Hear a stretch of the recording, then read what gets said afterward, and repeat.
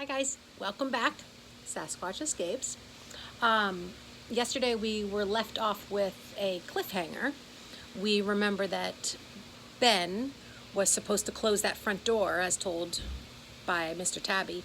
He couldn't quite get that deadbolt on. He closed the door, which he thought was sufficient, but turns out not a good idea.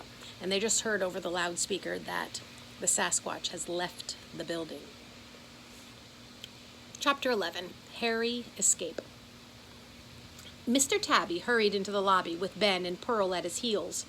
A cool breeze tickled Ben's face. The factory's front door stood wide open. "Oops," said Ben. "Oops?" Mr. Tabby asked, his eyes flashing. "Well, the bolt was rusty," Ben started to explain. "I tried, but I just couldn't. Do you know what you have done?" And a soft growl rose in Mr. Tabby's throat.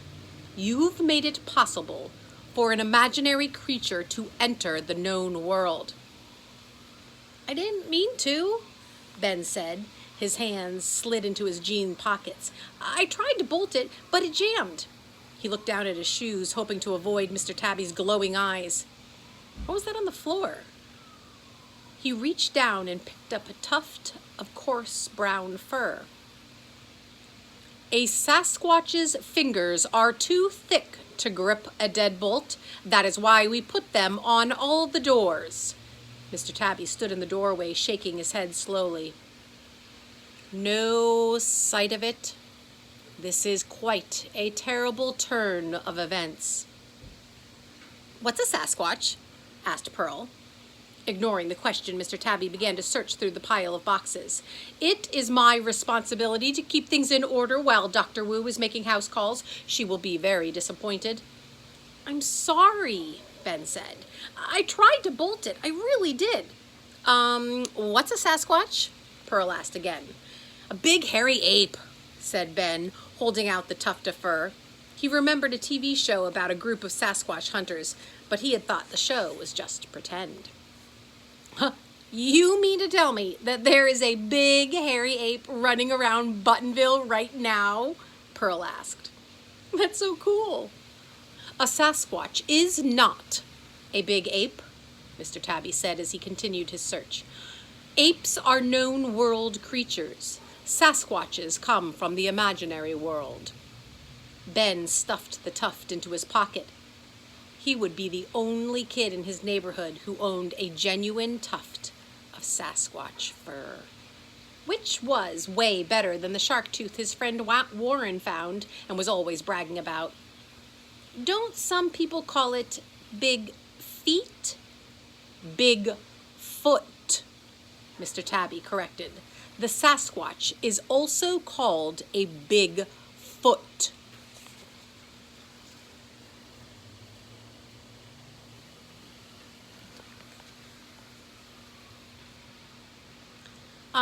Does that mean that it only has one foot?" Pearl asked. Mr. Tabby moved to a different stack of boxes. "Of course it does not only have one foot. What a ridiculous question." "Then why do they call it a big foot instead of big feet?" Mr. Tabby stopped searching and stared at Pearl. His whiskered mustache twitched with annoyance. "You are full of bothersome questions. Don't you children study imaginary creatures in the school?" "Nope, never," said Pearl. "We study real creatures. We dissect sheep eyeballs in biology." What a shame," said Mr. Tabby. "Your teacher would have served you better with the hydra eyeball or a monitor's eyeball. Sheep eyeballs are so ordinary." "And slimy," said Pearl. "Mine slipped out of my fingers and it flew across the room and landed in Miss B's hair. I got a detention for like 3 days, but she said it was because I threw it on purpose. But I didn't. It slipped, I promise." She smiled mischievously at Ben. "Ah, here it is." Mr. Tabby pulled out a cardboard box from the stack and set it on the floor. Pearl and Ben gathered around as he removed the lid and lifted out a small metal box about the size of a loaf of bread. The engraved label read, "Sasquatch Catching Kit."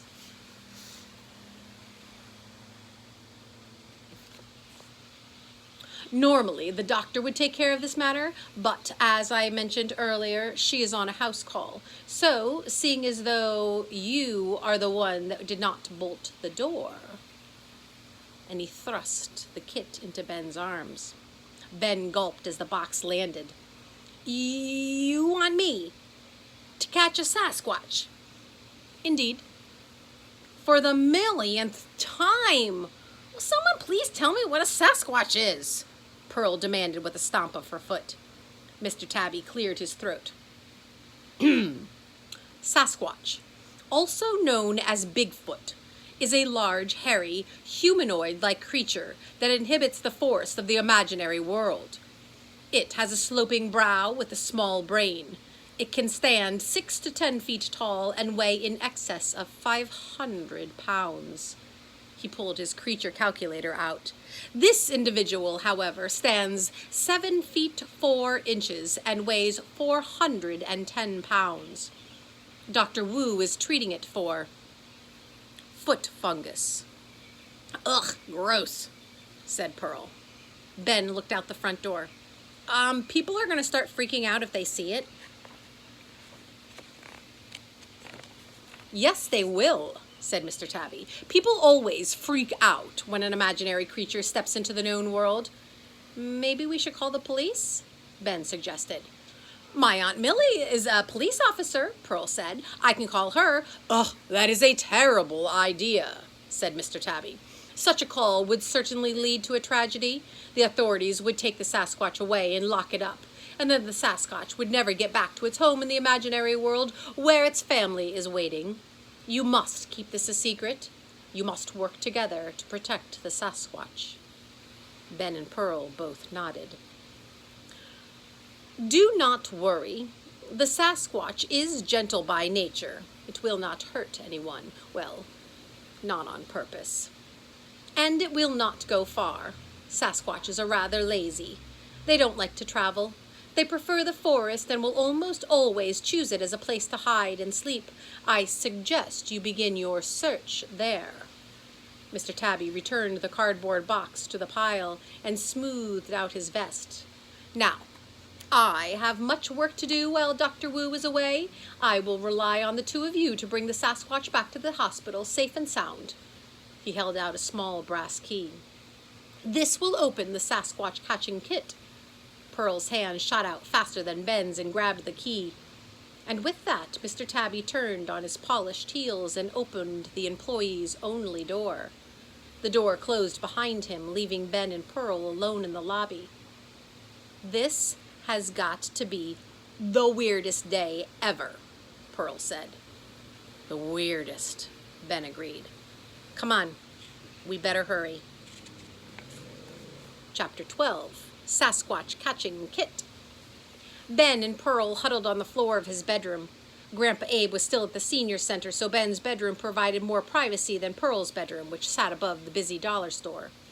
And when you are about to open a secret Sasquatch catching kit, it is best to have some privacy. Your hamster's kind of cute, Pearl said as Snooze chewed on a cheese puff. My mom won't let me have a hamster because she says it'll make my room smell like a dirty diaper. Your room doesn't really smell like a dirty diaper. Well, maybe a little. Ben was used to the pungent scent that drifted up from the hamster cage, so he wasn't insulted. Go on, he urged Pearl, since she had the key. Open it. She slid the brass key into the lock, and it clicked, and the box lid sprang open. And with an excited breath, Pearl pulled out the first item, a little leather-bound book. Dr. Wu's Guide to Catching a Sasquatch.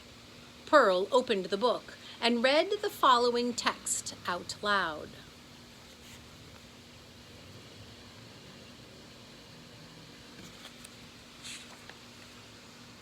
This book will help you catch a Sasquatch. This book will not help you catch any other two-legged creature, such as a yeti or a troll or a leprechaun. Please refer to my other guidebooks if you are trying to catch something other than a Sasquatch.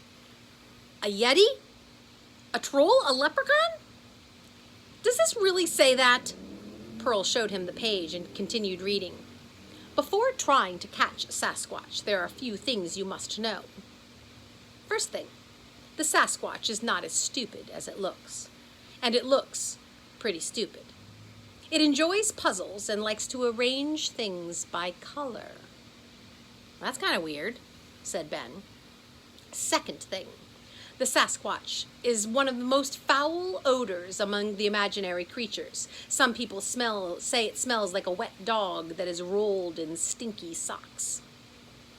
Third thing, the Sasquatch cannot speak. Therefore, it does not like to be asked questions. If you ask too many questions, it will get angry. Fourth thing, although it is a gentle creature and rarely hurts a fly, do not make a Sasquatch angry. It has the ability to tear off your arms and legs. Fifth thing, the Sasquatch loves to eat and never gets full. In the wild, it eats forest greens, berries, mushrooms, and bark. But if it escapes into the known world, it will seek out food that is sweet, particularly chocolate. Pearl looked up from the book. I love chocolate too, but not the kind with nuts. Everything gets ruined when you add nuts. I wonder if the Sasquatch likes nuts. Ben elbowed her. Keep reading. After much trial and error, I have found that there are 3 ways to successfully catch a Sasquatch. The first way is to put it to sleep. A tranquilizer dart is included in the kit. The dart contains enough potion to put out an average-size Sasquatch. It is best to shoot the dart directly into the Sasquatch's rump. The potion will take effect immediately. When the Sasquatch falls, anything that it lands on will be crushed, so keep your distance. The potion will last for 1 hour. If you are unable to carry a Sasquatch, do not use the tranquilizer dart. Pearl looked up again. How much did Mr. Tabby say the Sasquatch weighs? 400 and something pounds. Ben took out a sealed plastic tube and blowpipe from the box. I don't think that we can carry a 400-pound Sasquatch. He set the tube and blowpipe aside, and Pearl kept reading. The second way, to trap it. A net is included in this kit. I have found that if the sweet treat is placed inside the net, the Sasquatch will walk right into it, and it'll sit and eat the treat while the net is secured around it. The Sasquatch rarely puts up a fight unless you anger it by asking it a lot of questions. If you have not arranged for transportation, and if you are unable to drag a Sasquatch, then do not use the net. If we can't carry a 400-pound Sasquatch, I don't think we're going to be able to drag it, Ben pointed out. He set the net aside and then looked inside the box. 3 items remained. Third way, Pearl continued. The Sasquatch is always hungry and has a sweet tooth. I have found that the Sasquatch will willingly follow me if I hand it pieces of chocolate. Do not run out of chocolate before you reach your destination, or you will have to use one of the other methods. Hey, that sounds pretty easy, said Ben as he pulled out the chocolate bar. But what's this green thing? The item in question was about the size and shape of a tennis ball.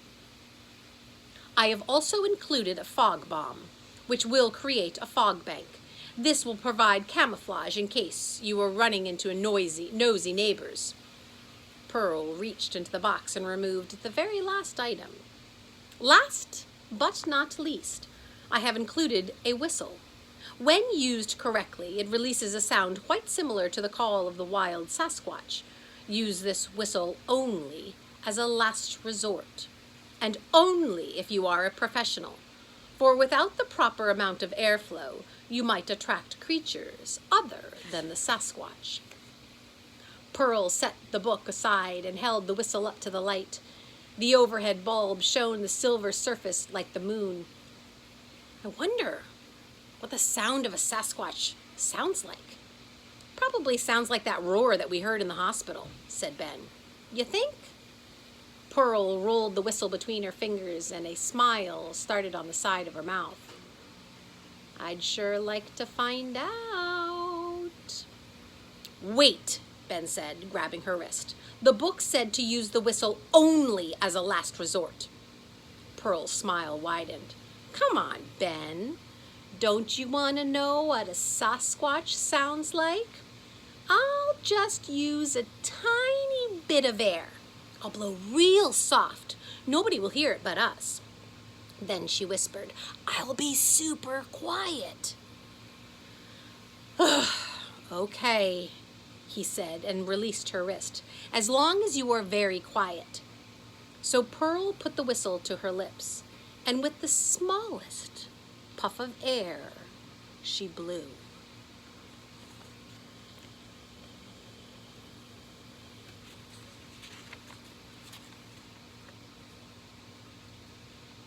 Now, just for a little teaser, chapter 13 is called The Scurry. I'm going to just start it just a little bit. Ben leaned close, expecting a soft little growl to leak from the whistle's end. Tune in tomorrow.